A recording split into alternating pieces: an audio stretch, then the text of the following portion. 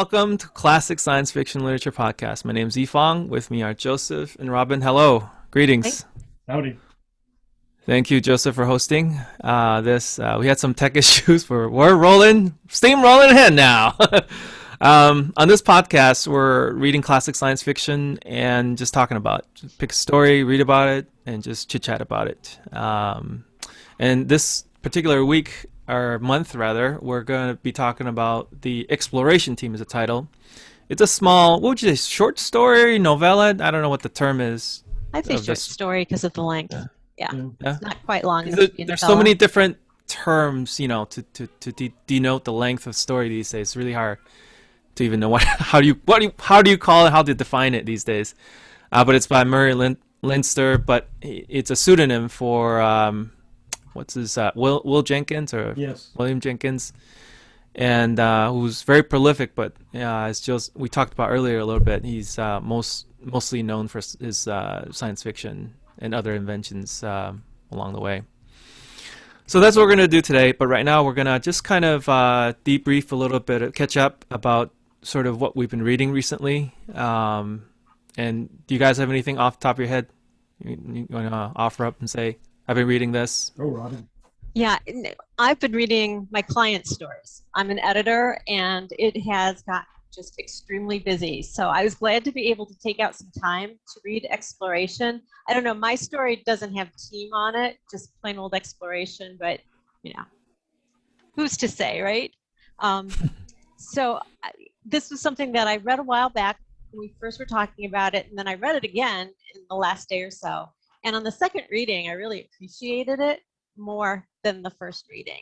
So I think the good thing that I can bring today to the discussion is kind of the difference between that initial hit on it versus taking a little more time and looking at it in kind of multi-layered. So again, working with my clients who are authors and getting their work in a manner that they're happy with. That's the main thing. But I'm looking forward to have more reading time in the future for sure.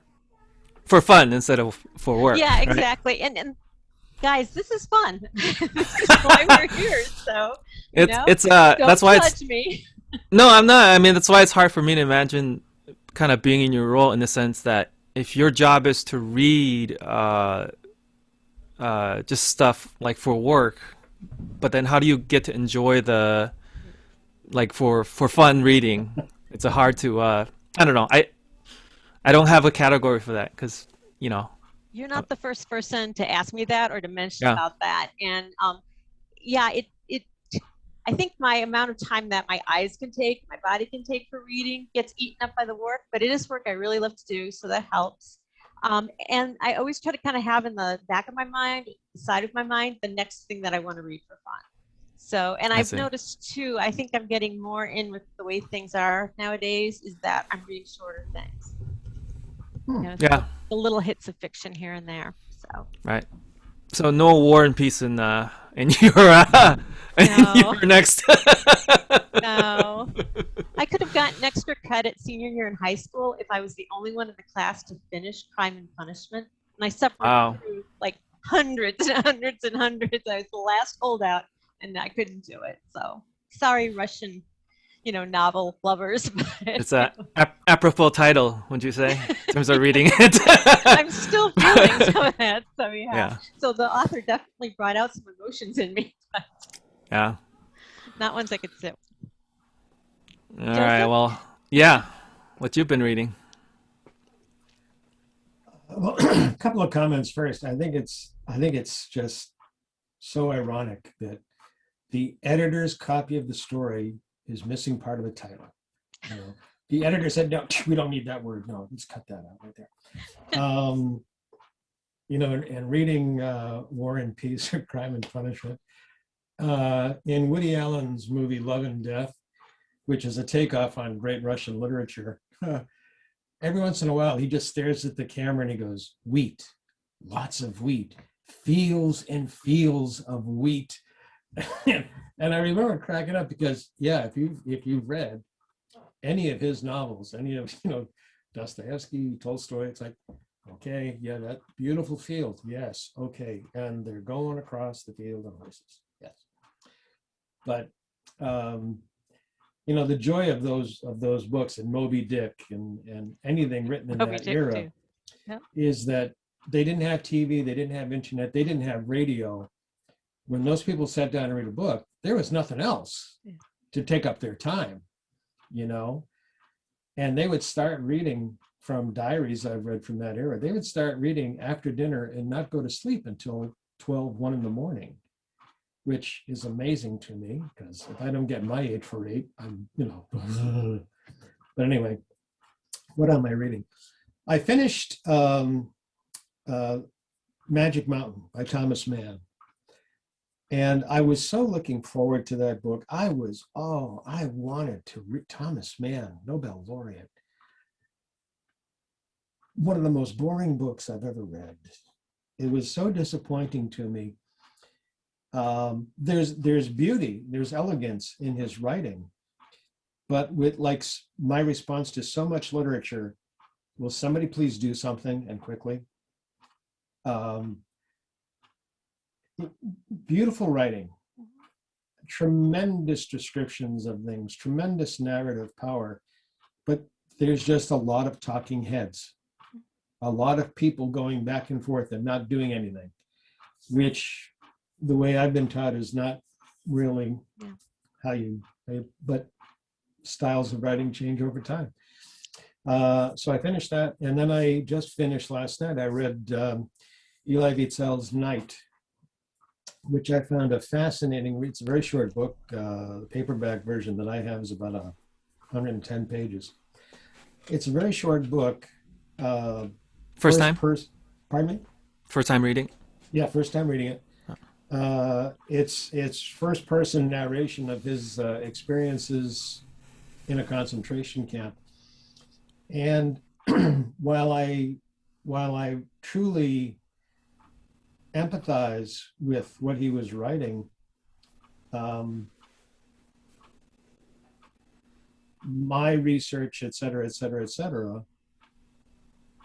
I found things which are far more powerfully written about what goes on in such institutions. Not that I would recommend anybody read such things, I don't. But, you know, one thing it brought really out to me, based on everything else I've done in my life, there's always going to be torture. There's always going to be humans inflicting pain on other humans. And there'll always be those who justify it some way or another, which is terribly sad. But that's the animals that we are. So that.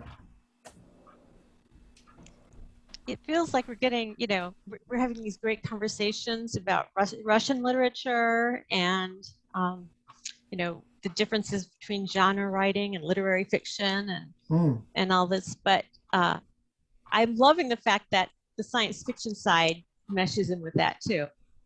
And that's kind of what I was thinking about reading Exploration at the second time, because I was able to see some of the bigger themes. Yeah. You know, and it points to things that were important in the mid-50s when that was published and now. And so on a third reading, I think I would probably even pick up more. Yeah, some of Leinster's discussions about what does it mean to be free? What does it mean to turn yourself over to automatic systems and the penalty involved? Tell me that's not prescient. Tell me that's not relevant to today. You know, I've met people who can't function unless they have an Alexa in the background. You know, and that's really scary to me because, you know, who knows what else it's listening to? Not to be paranoid, but let's face it. Yes, dear. Oh, I'm sorry. I want to hear your full thought on that. I didn't mean to interrupt. Oh no, that was pretty much my full thought. Just I found his writing to be both relevant and prescient and so erudite. When he makes an argument, you know, find the flaws in his reasoning. Really, it almost makes me want to read his nonfiction and non-science fiction material just to see did he have that. Did he apply that breadth of knowledge and social consciousness to everything he did? Mhm. Or was it just in science fiction? Because science fiction is a fiction of ideas more than most others. What I was going to jump in with, because I agree with what you're saying about the themes, and it hit me so much that today, just a little while ago, I jotted down something that I pulled out, an excerpt from the story. And before it, I just would say that, you can argue that the two main characters represent two opposing views that are playing out in society today. When should you follow the rules and when should you break them? And so this was the excerpt that I'm going to read. In a way, said Roan vexedly, and Roan is, you could say, the representative of the government, that way very generally. So in a way, said Roan, you're talking about liberty and freedom, which most people think is politics. You say it can be more. In principle, I'll concede it. But the way you put it, it sounds like a freak religion. It's self-respect, corrected Huygens. And, it's that idea that the person who is questioning it, you can say society overall, the group versus the individual, and Roan is the group and Huygens is the individual. And what I think is missing from a lot of today's back and forth on it is that at no time does Huygens get worked up about his ideals. He gets worked out about where he is and about things he cares about. He's very, very calm when someone is questioning his beliefs. And this was written at a time that, we had McCarthyism going on, the whole movement about, finding communists everywhere in Congress, and it really destroyed people's lives. So there are a lot of parallels that can be drawn between these stories. But it's just interesting too, because I didn't even really pull this out on the first reading because I was so taken with the world building he had done. He's very good at world building in such a short piece. So, I don't know if that's something that you want to talk about a little bit, or the world building side of it. Sure. Yeah. I mean, now we have a term for it. I didn't know if people used that term back in the day. I don't think so. I'm not sure either, but I don't think so. Just as a note, I recently did a panel. I hosted a panel on world building for a convention. And the first reference to world building that I could find was in a book published in 1983. Yeah, that sounds, yeah. Yeah, and it was the person who, it was a series of chapters. Each chapter was written by a different author about how do you do science fiction.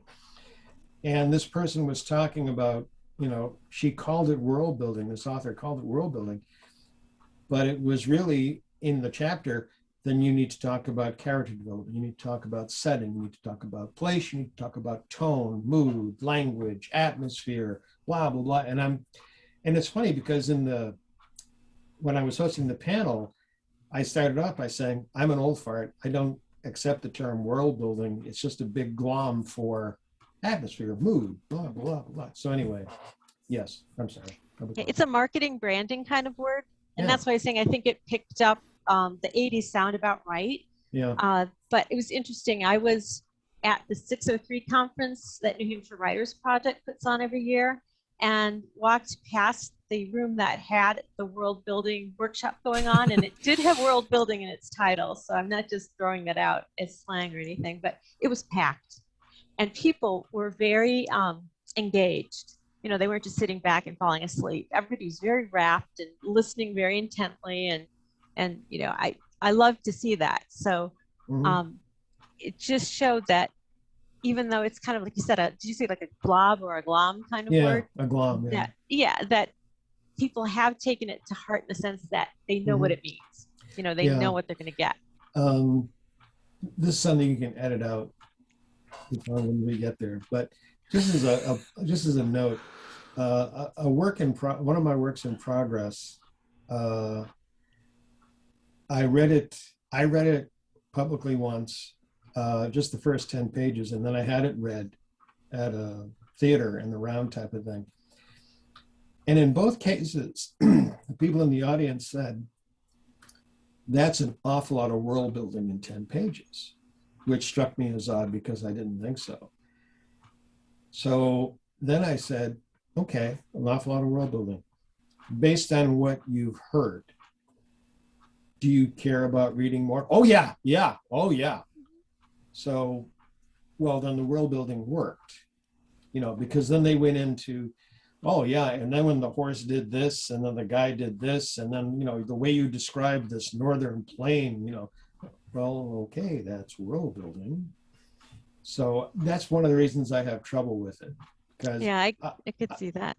I don't, how do I build this world? No, as you are developing the character, part of developing character is the place they're in. That's going to be the world building. Part of developing the world is how are the people communicating back and forth? What is their means of transportation? What is the weather like? That's all world building. Mm-hmm. I think, and another thing that I jotted down, because it did strike me, is that in exploration, Leinster does a great job of mixing show and tell. Yes. His world building. Yes. So when I say world building, it's not that idea of long, dry narrative, which you can see in all sorts of genres. It's not just science fiction either. There's a lot that can have that.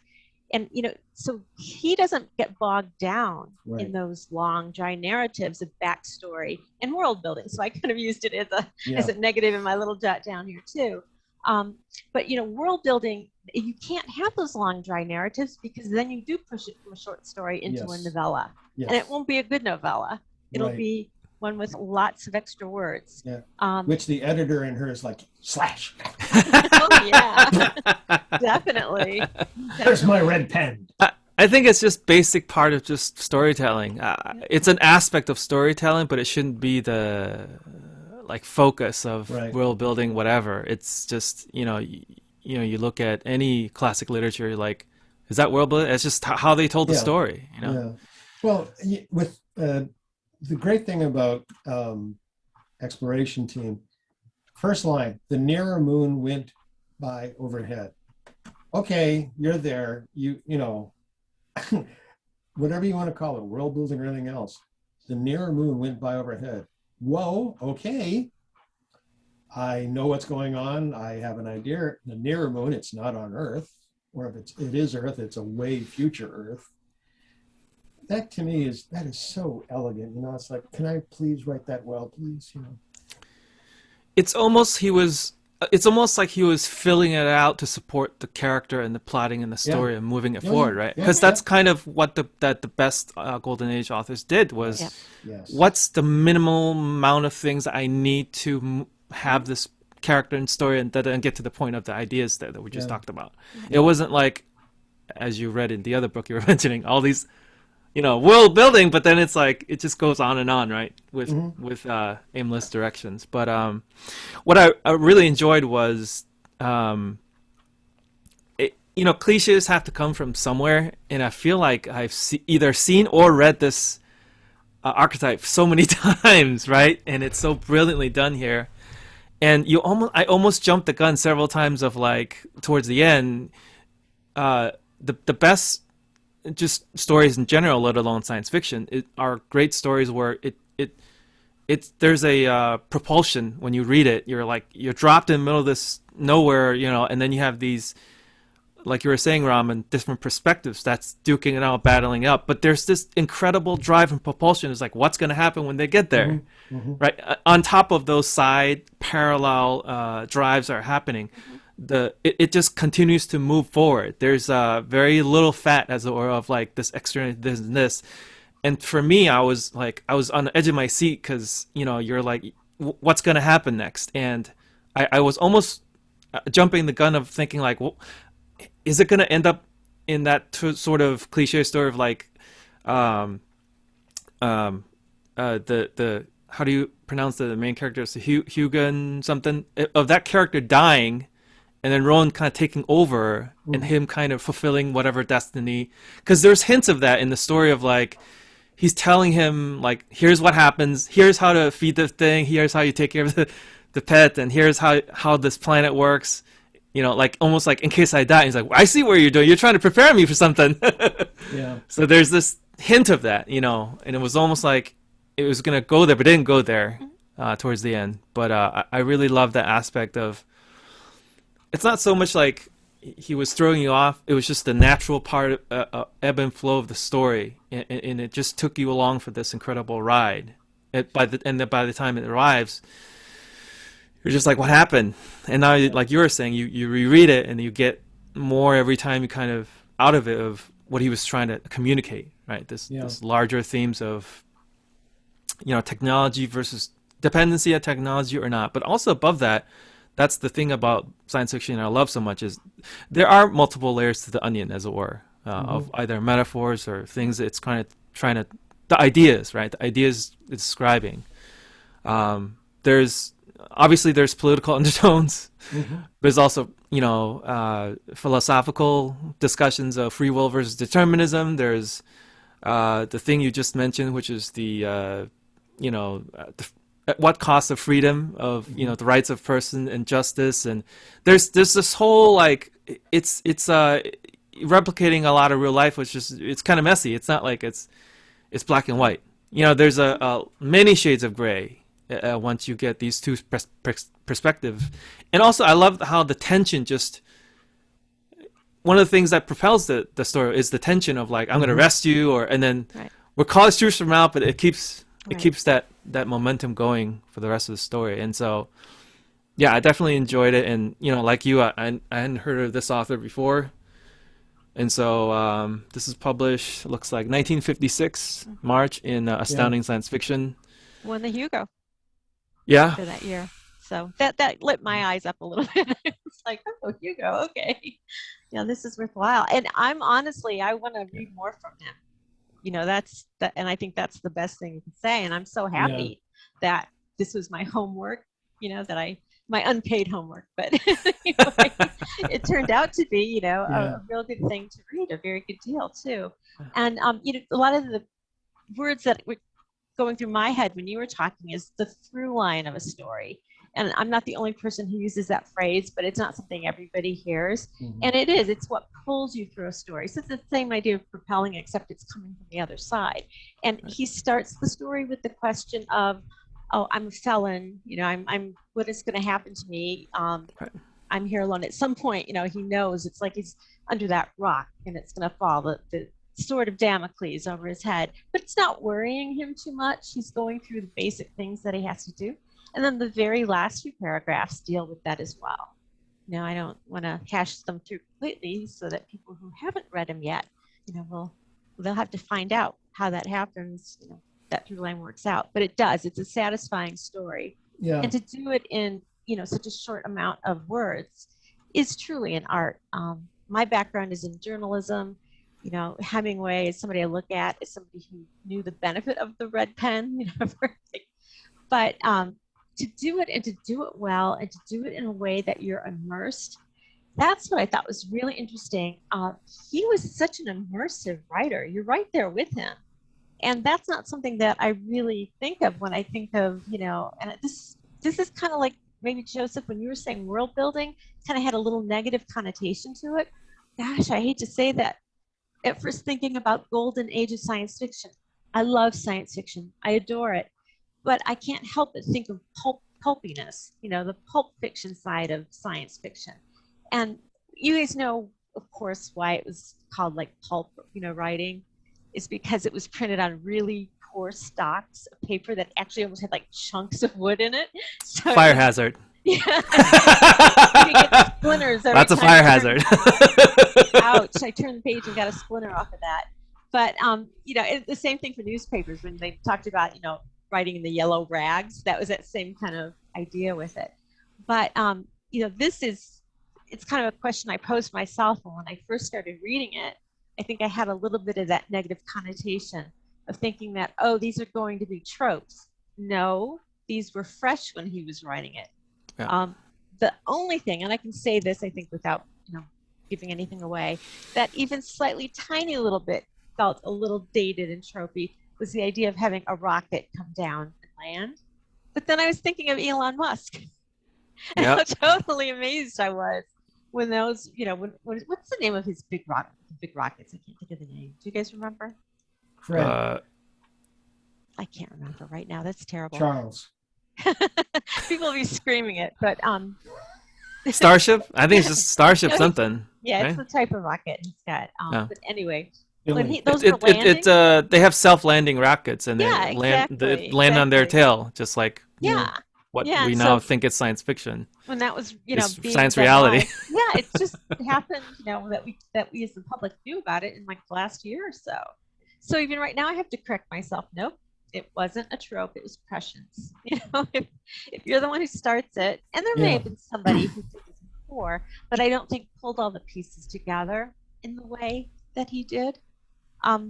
The other thing that I really got from this a lot was how much the 50s kind of had that Robbie the robot. And I think that was part of what he was playing into. So in a way, I think he was taking some of the tropes and kind of turning them on their heads and then creating things that are going to be tropes in the future. Yeah. Well, You know? you're hitting on something which I always mention when people are chatting about this kind of thing. I just thrust myself into conversations randomly. I hear what you're talking about. Let me explain. No, Joseph, what do you mean thrusting yourself into a conversation? How about you, Yifeng? How about you? Back when Leinster was writing, there were no science fiction tropes. They didn't exist yet. These guys were creating them.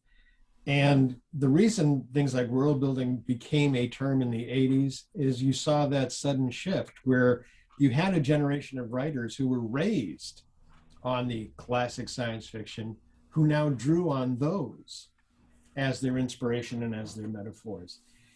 Leinster, Gernsback, that entire crew, their tropes were from classic literature.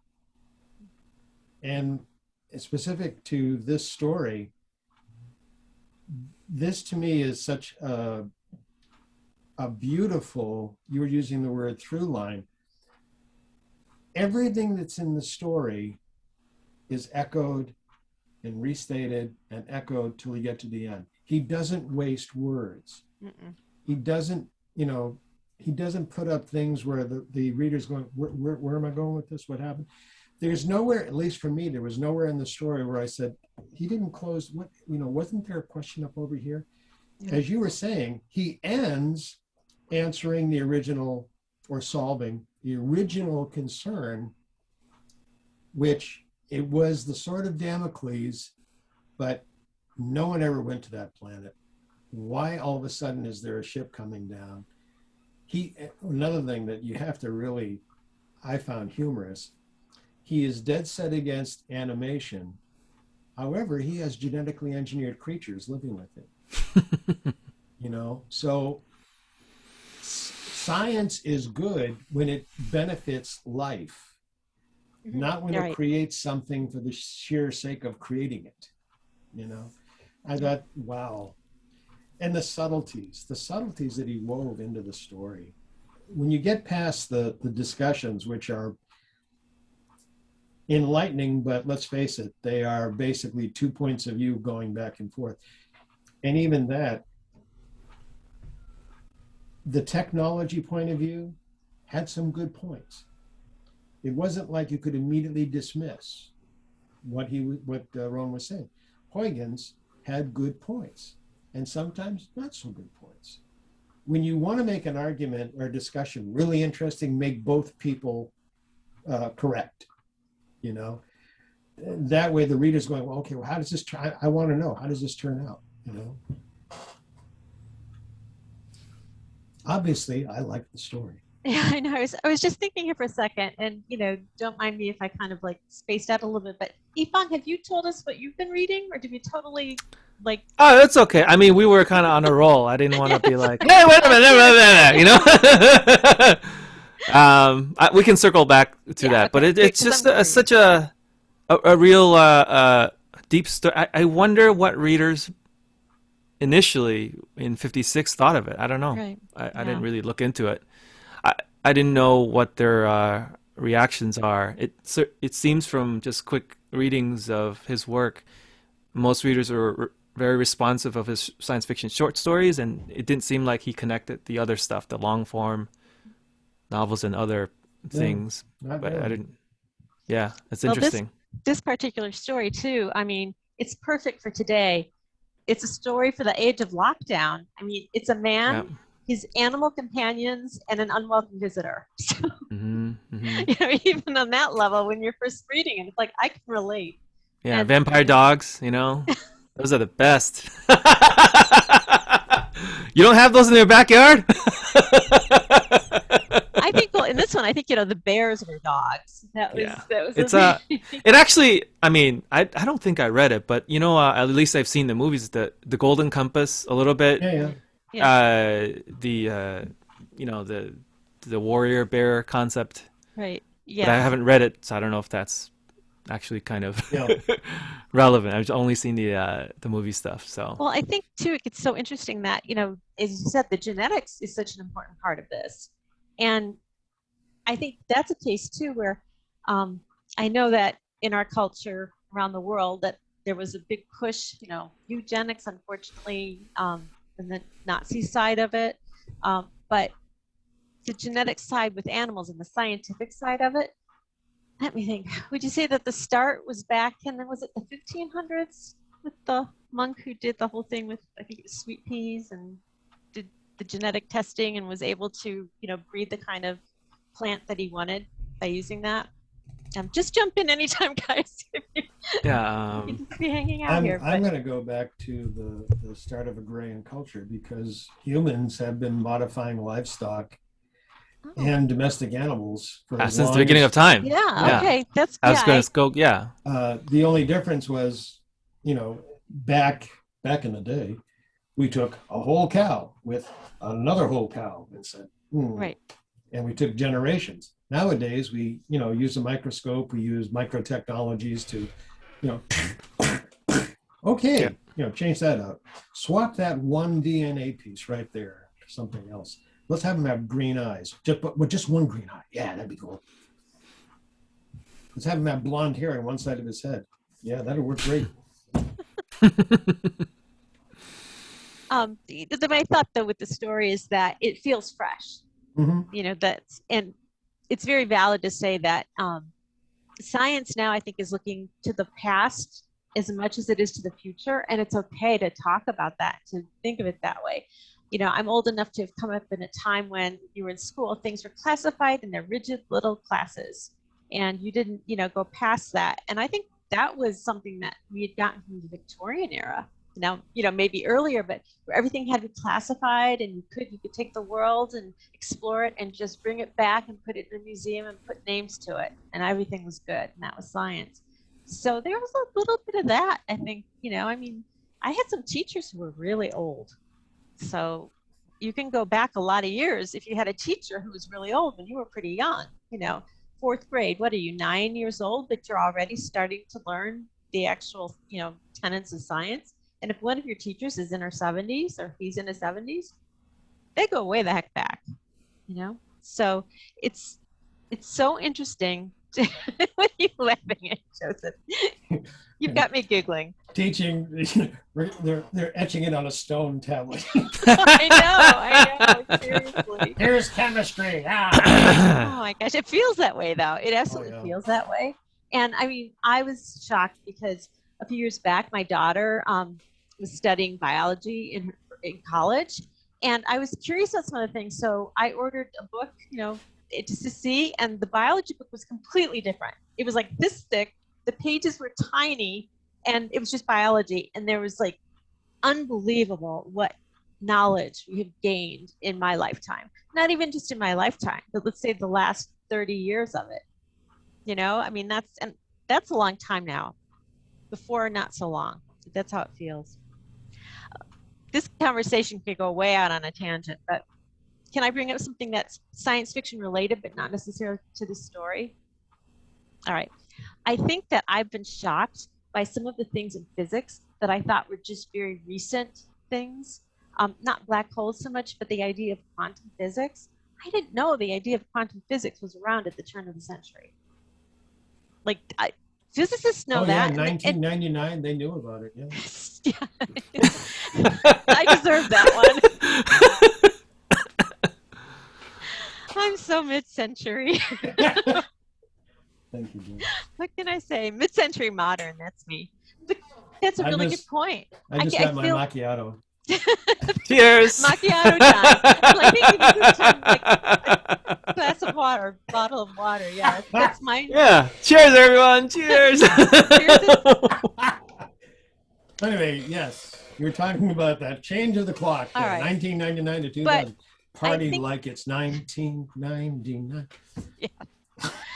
I think there's a slight downside to this feeling of like all this knowledge blossoming so quickly, because I feel like for science fiction, as a reader, potential writer of it, you know, I've got my hand in fantasy short stories, but I really want to make it a little bit harder in hard science fiction.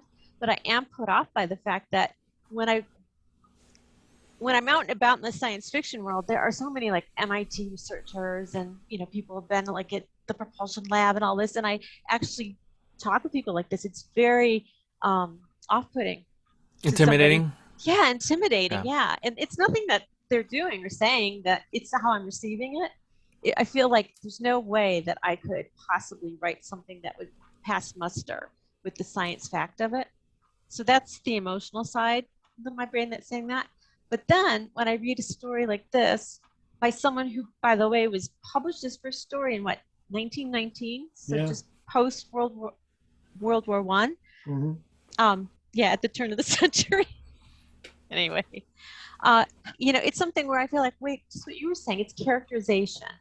You know, it's like I'm saying show versus tell, Mhm. where he keeps the action moving by showing it, but he's also telling when he's doing those narratives of world building. Mhm. You have to do some of that just so your reader isn't like lost in the fog of what's going on. They need to be put into place very Yep. quickly.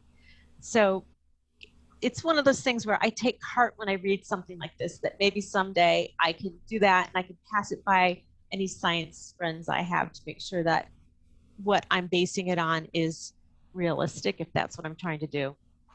You're hitting on something which I think is very profound and marks a shift in the genre. I'm reading or rereading a book entitled On Writing Science Fiction. One of the authors is Darrell Schweitzer. And I can't remember who the other authors are, co-authors. But one of the lines that really stood out to me, and they're talking about how to lay out a science fiction story. Now, this is from the late 1970s, early 1980s. They had as a statement, make sure your characters drive the plot. And I thought, wow, plot is more important than character. Character serves plot, not the other way. They're not, working together. However, that to me is typical of traditional hard science fiction. We have this very interesting scientific thing. We cannot violate it. A great example of that is the Cold Equations. If you folks have never read the Cold Equations, it is must reading. It is the premier piece about this is hard science. We cannot violate hard science. What do we do with this moral dilemma? But the fact that traditional hard science fiction served the plot, served science, whereas you're concerned that you don't have enough technical background. Right. I've got I won't say numerous, I have patents. And I make use of science in my stories. In my novel, The Augmented Man, I've had people come up to me and say, how did you know about this stuff? And in my novel, Empty Sky, people are like, did you actually work in this field? Yes, I did. Yeah. But it's not, it's there, it drives the characters through the story. It's not the purpose of the story. It's something which gives meaning to the characters so that these things can happen. And I think that's a very important element. I think that's a very important transition that occurred and caused the field to go into fantasy, because we didn't have to, explain, well, you can't go faster than light. No, actually you can. If you know how to do it, you can. We have the technology on the drawing boards now to do it. So don't say we can't. Say we can't with what has currently going on, you know? You know, and for me, I've always used the scientific method to kind of guide my life. Mm-hmm. You know, it makes a lot of sense, and it's done well by me. You know, I'm just going to say that. And you know, you can still be somebody who loves culture and you know, spirituality and all that, but go with what the physics of the world are right now that work for me. They may be different physics for you or for, you know, somebody else. That's a new theory kind of that I'm taking in, and it makes a lot of sense. Mm-hmm. I also, back in college, I did work on, I had to take classes in statistics. I had to take 3 classes, and it was at Sorry. University of Illinois, Champaign-Urbana, which, yeah, exactly. So, yeah, I know what a do loop is, and we'll leave it at that. I'm old. um, but, you know, it's one of those things that, again, even though I'm working in the area of literature now, it's just something that it's good to know. And Mm-hmm. I think right now there's too much to know for one person to kind of take it all in at once, because time and the whole idea of gravity, when my girls were little and things would fall on the floor, there'd be messes, you know, they'd drop something, I'd come in and I'd go, oh, gravity did it. And they thought gravity was a person or a thing that dropped stuff. Like, so they were like, when they dropped something, gravity did it. And, you know, it was me explaining to them kind of how the physics of our world work when you're really little. You know, you get to the floor really quicker than you get when you're jumping up someplace. But who's to say those physics aren't different someplace else? And I'm not talking about a place that has different parameters of, you know, pulls of gravity. The other thing too, like with gravity, in the literary world, it's time and gravity are beginning to be melded together in stories. So there's a lot of ideas, there's a lot of back and forth, and I love it, but it's chaotic. We're in a definite chaotic time now in our culture, and change is coming about. That's normal. But I think there's a lot of creativity and art that can go along with that too. So I just want to know as much as I can about science and science fiction and how it all works together.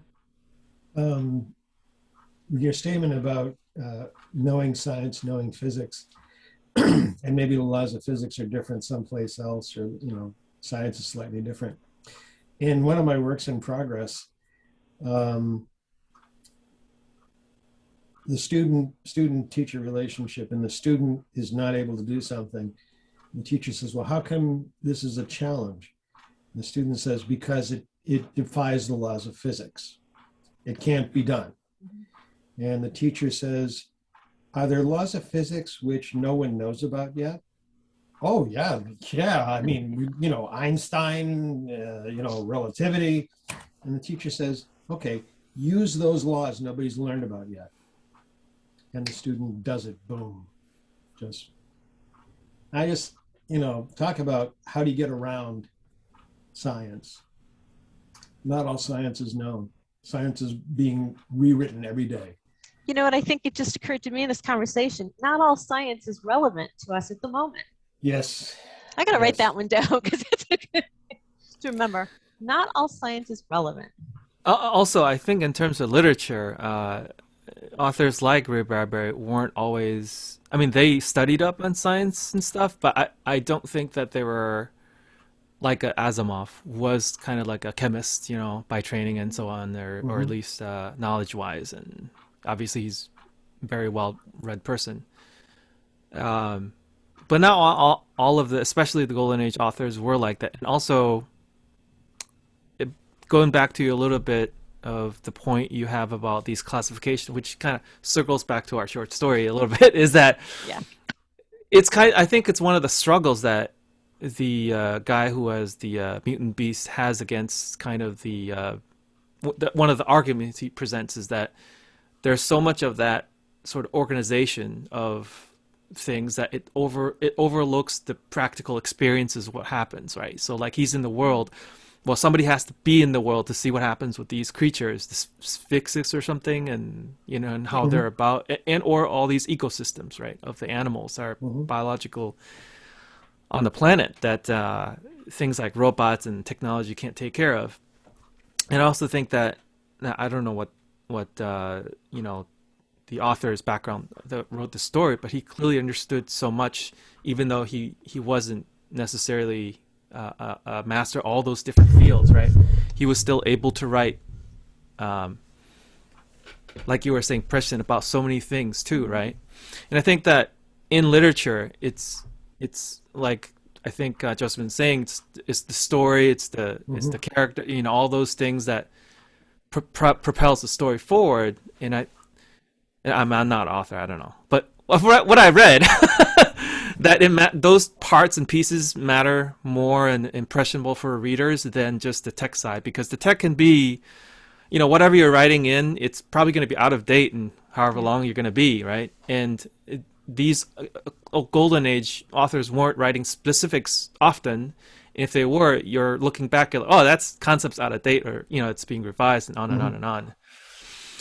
And so I think it all just circles back to just what makes not even science fiction, just what makes a great story, and how to kind of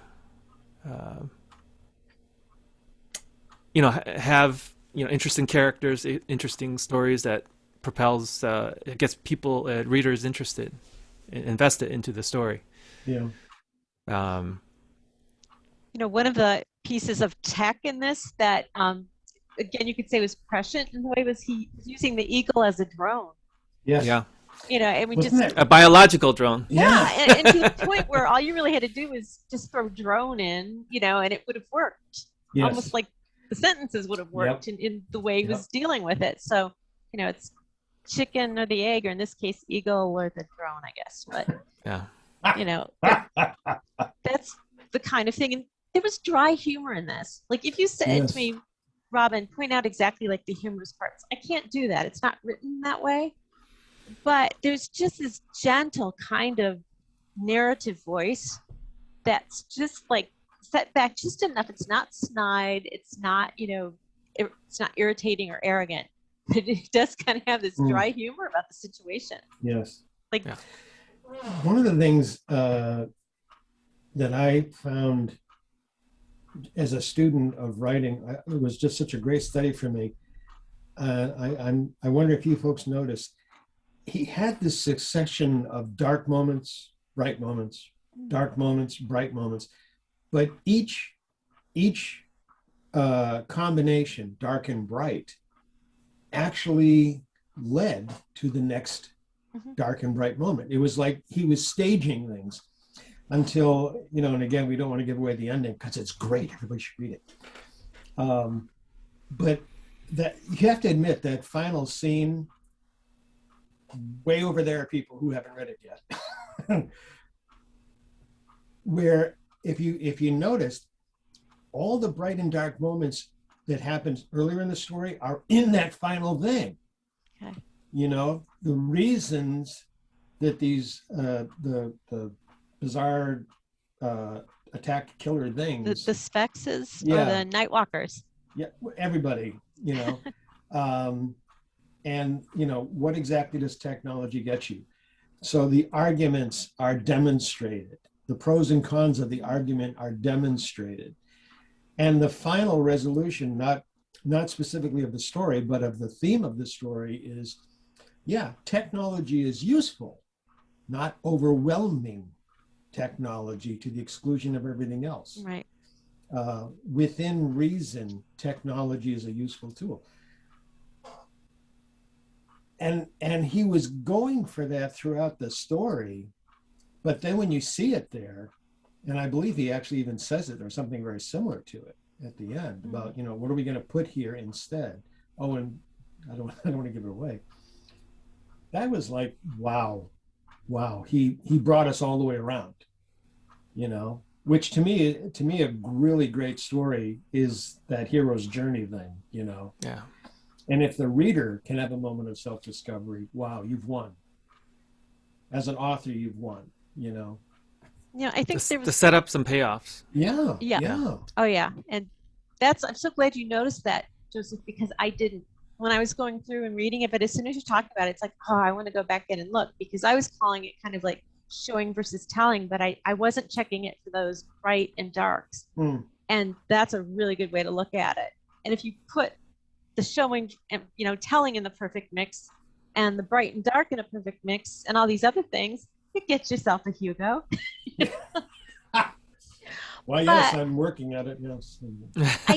There was something in here that I'd say, I wouldn't say bothered me, but just may not be something that, I guess it kind of did bother me a little bit. And that's the idea of manifest destiny.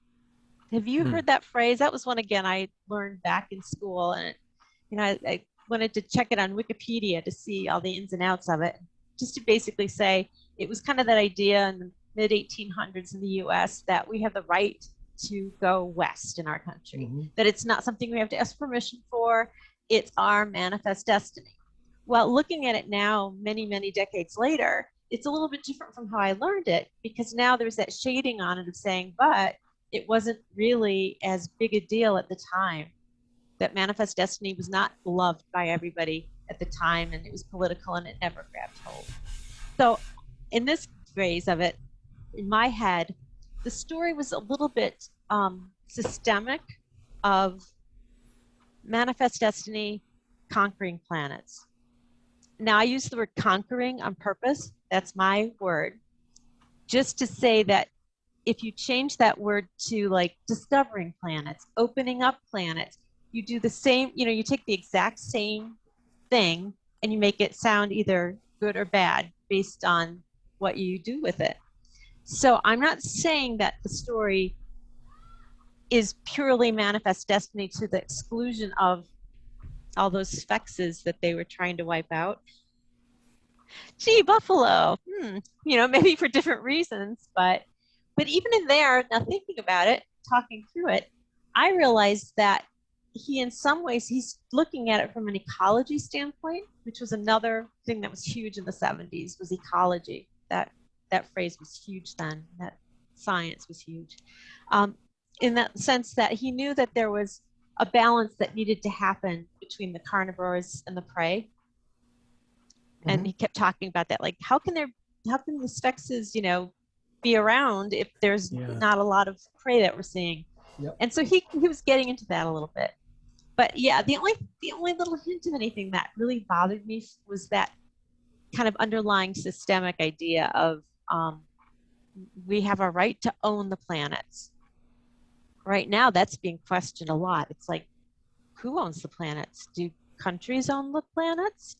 Does mankind own the planets?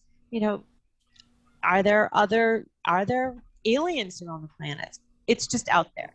People are kind of discussing that, thinking about it, writing about it, especially in the world of writing.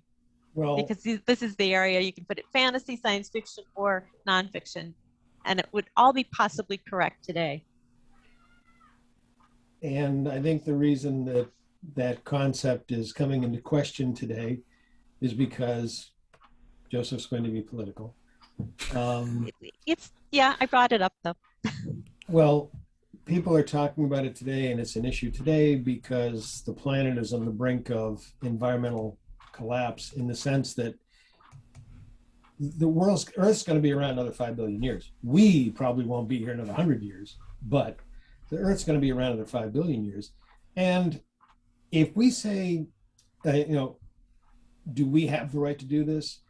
That means we're also responsible for fixing it and cleaning it up. And nobody wants to take responsibility. Nobody wants to say, we got to stop burning coal. We got to stop driving cars. We got to stop doing buses.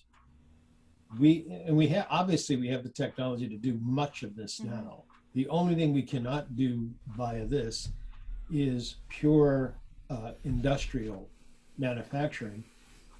And with 3D printing, we're getting awfully close. They now have 3D printers which can produce edible products. Yeah, I saw that. And I'm good, but no, because I do like a good Svexburger now and then.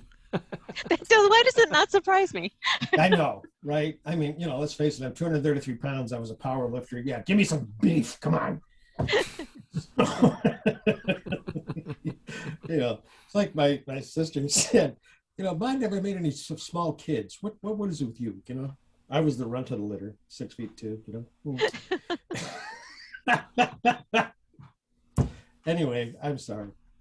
No, it's always fun to joke around and laugh, but this is a serious thing, in our discussion. And I didn't want it to be just kind of a flat, like, oh, this was great. And, it's good for writing to bring up questions. Yes. And certainly somebody who wrote something, who was living, again, 100 years ago, over 100 years ago, this person sold their first story in science fiction. So they have, of course, their speech is going to be read a little archaically. I mean, there's no way around that. We can try to do our best to understand it, but I would say that everything that was written in an author's voice at that time, you're going to find something that they were caught in the idea of their time. Yes. And so, I think, and one thing even for me, I don't want to necessarily say manifest destiny, because I think it does make a lot of sense for humankind to try to push out into, the galaxy, past our galaxy, into the universe. I mean, that seems to be in our nature. And, you can look at microscopic levels, and life always wants to at some time push out and explode forth when it needs to. And I think that that's something that it's within us to do it. Whether you call it manifest destiny, programming, God being in our life, and we want to, discover his world as much as ours, make it one. There's a lot of different ways to look at that. I think, though, there's like the winners and losers, and that's that dark and light too. And I'm blathering on, but you know what I really wanted to ask? Do any of you know, did he visit this world again in his writing at any time? Because it's worthwhile. I don't know. Yeah, That's an excellent question. I haven't read enough of his stuff. I'll try to find out, but as I said, I'm kind of a reader for hire now. So. Well, I think also that authors of back then didn't think about the universe that they're working off of. Like, usually it's one-offs, and if they ever do it, it's usually in a collection, right? Like the Martian Chronicles, sense. He did like however many stories, 10, 20 pieces, and Bradbury's, oh wait, look, they're all about Mars. Yeah. Let's make, it's really about money at the end of the day, right? Hey, Martian Chronicles, I thought about Mars, and he did all that stuff. And I think that's what they did, was they did all this stuff, and they're like, oh, I can make more money by stringing them as an anthology of sorts. And that's probably what they were thinking of, rather than, oh, this is this universe that I think nowadays, right, everybody's into not just one book, but 2 or 3, or this entire extended thing, or also money. But I'm just nodding my head so much because I think you're absolutely right. One thing I'd add to that is that some writers write short stories and some writers write long form. And, there are a lot of some that they call novels, but they're basically, as you said, short stories are a chapter. Each one's a chapter. There's one that was popular a few years back in literary, Olive Kittredge, and that was separate stories just put together. What is that again? Olive Kittredge. I've never heard of it. It was Pulitzer Prize, or it was an HBO series too, and it's set, I think, up in Maine. It's, if you like character, they're good. They're very good, and they do build to something. So there's that. But what I'm trying to get at is that there's that short stories, literary fiction, and short stories are huge. That's, there's tons of literary journals. I have a lot of friends who have their MFAs, and that's something that they do. They're taught how to do. Well, you're not taught how to do that. Sounds terrible, but the short story form seems to be, in general, what a lot of the programs want from their students. And there's nothing wrong with that, but it's different from novels. And I think the long form, as we're saying, back, I don't know, maybe 1980s again, probably would be the 1980s and 1990s. That was when novels were just huge, much more so than short stories strung together. And I think once computers came, the internet came, and the web, and everybody was dialed in, that's when we started truncating things from a writing standpoint. So form in fiction tells a lot about the time of the writer. And I'm so glad you brought that up, Yifeng, because that's not something, again, that I had really thought of. So I'm sad now, though. I'm glad you brought it up, and I'm sad because the chances that he revisited this are a lot less now that I'm reminded of how the money side of things worked back then. Yeah. Yeah, It's a big driving force for a lot of authors, right? Oh, it that's still a- is. that's And something nothing that- wrong with that. Nothing wrong with that at all. concept of money, you know, Oh. unless you're independently wealthy or you have a benefactor who's, you know, taking care of all of your Mhm. needs, it's going to be there. And writing, authoring is a business now more so than ever. Yeah, it's entertainment. You know, it's information, it's entertainment, and it's changing up. I mean, I think this is great that we have podcasts that we can talk about things. Podcasts are so huge now that I'm sure there's been books written off of podcasts. I'm Now you have to have sure. a platform when you're writing, and you know, you can't just come in as yourself. You have to have something that's supporting you with lots and lots. We're talking about hundreds of thousands of readers. I'm talking also about like the big four publishing companies that we had talked about in the past, and I'm speaking from personal knowledge situation that, yeah, you have to have huge followings to be like a slam dunk to get a book, or to have one of those publishers call you up, call your agent up, whatever. It's not to say that you can't be a wonderful author who self-publishes and has a huge following. You know, so there's a lot of ways to make it from the money side of things without going to the traditional publishing the way it was before. So that's my little chat on that side of it. But another thing that I wanted to mention, again, I didn't want to leave without talking about this, is that I learned that the character Huygens, who's the protagonist, that's the name of a Dutch physicist. Oh yeah, that you knew that. Yeah, I didn't know that, Christian Huygens, and that there was the Huygens probe that was launched in 1997 and landed on Titan's moon, Titan, the moon of Saturn, in 2005. And I think which remains to this day the furthest from the sun that anything has landed from humans on a planet. That we know of. Yeah. So, and if I use incorrect language, guys, you know, fill me in. Just say the right word, because I'm huge on language as a writer. We'll delete it. Just 1 minute left.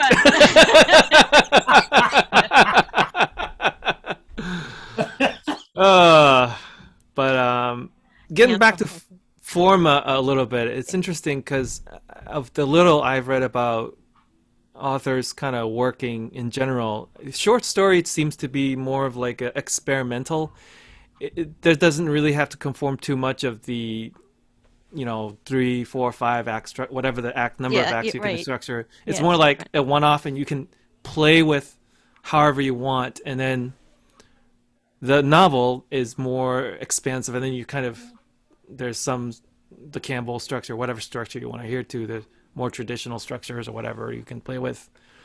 So it seems to me that authors use short stories to kind of experiment with different types of stories they want to play with, and then in time, if they ever cross sort of the line into full length or novelettes or novels or whatever. You're mentioning, so I guess it's shorts. No, first it's flash fiction now. Then, and I think flash fiction is under 500 words, maybe 1,000 and under. I think flash fiction varies depending on who's asking for it, but it's definitely under 1,000 words, 1,000 or under. And then there's short story, which is about up to around 10,000 words, give or take. And then 10 to 40,000, I think, is novelette. And maybe it's 50. There's a little bit of, those edges. There's a little blur. And then above 50 is usually considered novel. It'd be so interesting to, sounds like a plot of a story, but it would be interesting to kind of transport somebody from, the 15th, 16th century who were authors and writing to now, and just kind of repeat what you just described. They're like, what is all this classification? I was just writing a story, and that story ended, in however many words, and then one story was this long, and one story was this long. I'm not sure that in the old hundreds of years ago or like Shakespeare, for example, like he has really long, like the Hamlets and plays, or really short ones. I don't even know which plays are really short, but or he has varying length, right, of whatever it takes to get the story told.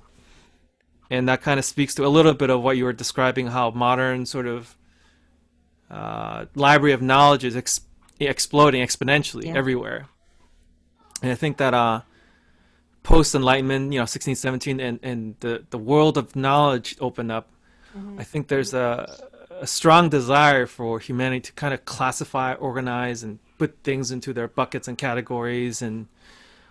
But I think the original, like the Newtons and the people who were Descartes and people who were like, scientists, I think there are a lot more Renaissance man type of concept, meaning like you're kind of, actually this author is kind of like that. He also invented the backdrops for old time movies, I read, I guess, right? Yeah. So like the optical side, authors, even up to this golden age science fiction, they often were doing multiple things at once. It has varying lives, right? And sometimes they just happened to write certain things that were popular at this slice of life, but then there were much more than that. And I feel like definitely. It seems to me like there's a lot more Renaissance type activity of people being able to have different expertise in varying number of things, rather than now it's more specialized, right? When we have a job, it's like this little square inch of things, but then there's a whole world, a wide swath of things that you could be potentially exploring. But we're a lot more narrow, I think, today in what we do versus back then. Everything was everything, People were doing math, they were doing physics. There wasn't like you're this, and that's who defines you. It was like you're a person who quested after knowledge. Certainly all those classic Renaissance people, they weren't, Da Vinci wasn't just this art thing, but he was also an engineer and did this. He did a number of things, right? As a lot of people back then were. Well, when I got when my daughter got her genes tested, she was very glad to call me up and say, "Mom, we're related to Copernicus." And that would be fair because I have relatives from that part of Europe. So it's like, okay, that makes sense. But yeah, we're from Copernicus. Yes. It just, again, it's the times that we live in, and from a writing standpoint, art versus craft, there's tension there. And I have like a foot in both worlds. And I try to be very careful to say that when I'm working with writers, I'm working on their craft. They bring their art to it. I can be appreciative of their art. I can speak of my art. And it's hard for me to do that. The art side is something that it's harder for me to feel that in me. It's easier for me to see it in other people. But there's that tension, and that can be that internal tension as well. And I think that that's existed for a very, very long time. You can be a generalist or you can be a master. I mean, that was something that existed in the past. I think it would have been fantastic to be able to have enough funds to be able to be a generalist at that highest level at any time in history, where you had the brain to apply things and you had somebody to help you, do that. And to do it before computers, I think that's what really throws me. Because in our lifetime, we've seen what happens when you get computers tied together, being able to compute. It's, miniaturization has allowed a huge explosion in the storage of knowledge, the retrieval of it, and it's very exciting. It can be overwhelming, that's, but it's so cool to be able to connect with people like this through this golden age of science fiction. It's not something that is, that's in the past. It's something that's in our present if we take the time to read it and talk about it as we are. And that's not something we often have the time to do in life either. Like, I'm very appreciative that I can sit here, believe it or not, guys, chatting with you two gentlemen. See, I've taken you and I've put you in the gentleman category because, I'm an optimist and I'm aspirational. So, I wanted to make a comment about basically the evolution of the short story. And one thing to appreciate is that the short story came about due to market forces. The short story did not exist as a short story until there was a magazine to put a short story in. And originally, you look at Dickens and Maupassant, authors like that, they didn't write a short story for one issue of a magazine. They wrote chapters. Right. And the purpose of that was to sell the issues of the magazine. Serials. They were specifically told, we need to sell X number of, so make sure that this keeps on going until, we're done. And Dickens, I forget which story he was writing, the magazine went out of business before he finished.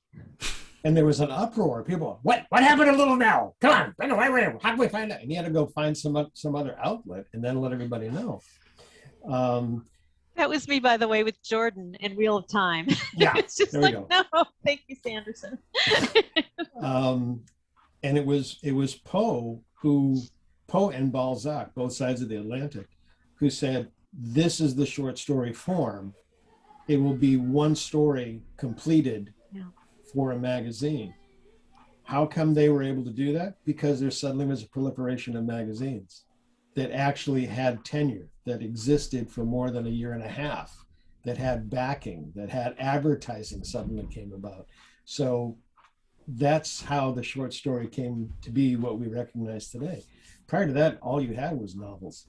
Even if you listen to if you read through some of the redactions of the oral storytellers that used to be in Europe and Russia and China and such, the traveling bards, they would talk for 5 or 6 hours. Their stories were, I gotta go to the bathroom, please, somebody shut up. It was amazing. And then, Robin, to your point about art versus craft, one of the things I always wonder, especially nowadays when I read some stuff or talk to other authors, is this thing that you produced, is this art or product? And I've had people get very upset with me for asking that question. But the truth be told, a lot of time I can be reading something and go, that was product. You wrote that very specifically because someone said, I need 5,000 words to fill this block, and you got to have page 2, this has to happen, page 7, this has to happen, page 9, this has to happen. God love you, you got paid for it. I knew a guy who, I think he'd written 60 novels, but they were all, under a pseudonym. 50, 60 other authors were writing also under the same pseudonym. Basically, it was Kenneth Robeson with Doc Savage. I mean, they had 10, 11 authors all writing Doc Savage, writing as Kenneth Robeson. But here's the formula. A lot of romance novels in the 80s and 90s. Here's the formula. Okay, and it's paying your bills. Good for you. But please don't tell me it's an art. You may be really good with the pen and the brush and the colors, but it still smells of product. But was Norman Rockwell an artist then? In retrospect, because someone said, wow, that's incredible stuff. But to your point, Michelangelo's artwork was on demand. Yeah. Da Vinci's artwork was on demand. Right. The only people who were not producing on demand, who went on to become major contributors to the world of art, were the ones who died as paupers. Right. Yeah, way to go. Not good business planning. So, but it's a hard thing to do, and I think artists always have to deal with that. And if you don't get into the academic side of things, I think it can be even a lot harder in our culture to do that, because the fellowships aren't there for you. Not the ones that you just kind of have coming your way if you do make it into the fine arts side of things. But it's, again, this just kind of runs back into the whole talk about culture and science and how everything's meshing together. And spending, I don't know, an hour reading this. Maybe it was about an hour, maybe a little tiny bit more than that if you slow down. Was a great way to spend the time, for Yes. sure. Absolutely. I'll remember this a little bit, in the future too. And I'll be thinking like, where was that from? Wait, what was this? And then I'll think, manifest destiny. And I'll think of this and what?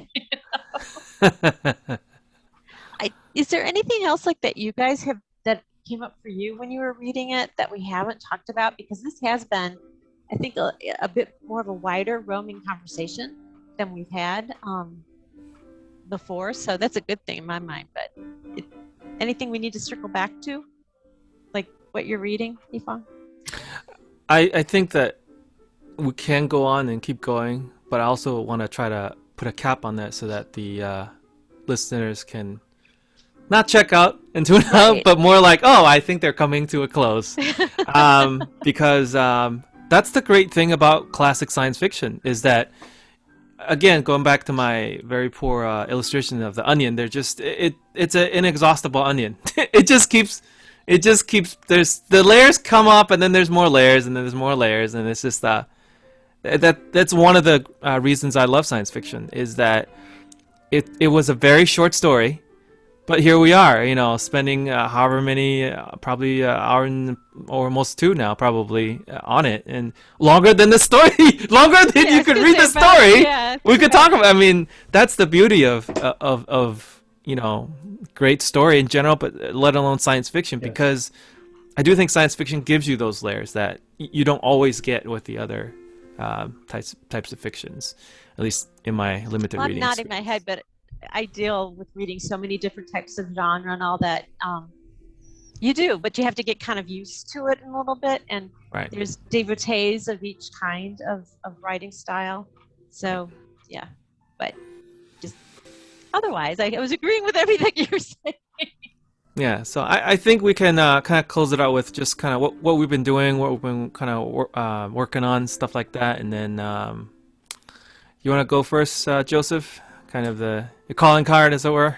Well, what you've been working on? I just had a flash story accepted to The Yard, which is a online crime magazine, and I'm currently. If I didn't mention, The Augmented Man has been released by the new publisher. It's on Amazon. Yeah, everybody should buy dozens of copies. Right now, you can get the ebook version, the Kindle version, which I'm happy to digitally sign. Make it a keepsake. And I'm working on another novel because I like to. That's what I do. And Robin? As I mentioned, I've been very busy. Baskerville Editing has had a lot of calls lately and working with people, and I'm offering coaching now. That was something that I'm offering it because people wanted it. So it was definitely the through line of my story. I wasn't propelling it, I was getting pulled. But in the coaching side of things, it'd be kind of like this, and get an hour's time to talk about specifics. And for people who like the face-to-face communication, it's a great way to do what I do. So, and I can be reached at very easy. My email address is Robin G. Baskerville. Baskerville's like the hounds of, Robin's like the bird, at Comcast.net. And that's my business email. So be glad to take any of those that come in. And she's worth it, folks. She's worth it. You have like you have any social media presence somewhere you can throw to, like an at something, or you don't have to? I was just curious. Yeah, a lot of people use that venue more than the emails. I'm at that in-between place that a lot of people are, where luckily I have access to Robin Baskerville, .com. So I was lucky to get the .com back in the day. But unfortunately, there's some changes up, so I don't have a website that's even, really anything at this time. But I would just say email is fine. Okay, so email's the best way to reach you. Yeah, because I only bring up the social media because it's like the primary ways a lot of people reach people these days. Like emails and websites, people don't really even know what they are anymore. Unfortunately. I'm on Twitter, I'm on Facebook, I'm on Instagram, but I haven't been putting anything up. I'm sorry, guys. Okay. But yeah, Well, I what I'm do saying is, if they can find you through that, they'll say, "Hey," and then they'll message Yes. you through those Yeah. platforms. Is what I'm saying. You know what I mean? So, Yeah. That's fine too. in So lieu of Twitter, Instagram, Yeah. and Facebook, and just search for the- your name, and they'll come up with that. Okay. Yeah. There's no duplicate doppelganger somewhere There out there. is That's not a doppelganger, but there's an Olympic in England. There's an Olympic, I think, diver or swimmer, a man, because Robin intends to be a man's Right. name over there. Yeah, Olympic medalist with my so name. not that guy, Not but that guy. this no. person here. Okay, I'm got not it. the one who owns the gym and the swimming thing. Right. Okay. All right, cool. And for me, I just wrapped up watching silent films. The last episode, number 52, on the called Fritz Lang's Metropolis, 1927. So I think hopefully by the time this is published, that will already be online too. And that kind of wraps up my podcast tenure there. Kind of turning my focus here. So that's where you can find more of our stuff. Thank you, listeners. Thank you, Joseph. Thank you, Robin. And thanks for the great authors of the past who wrote all these incredible stories that we can not just pull apart, but really, I think, inspire us to be greater than the sum of our parts, or whatever the phrase goes. So, all right, that's all we have for today. So thank you very much, and bye-bye. Bye-bye. And then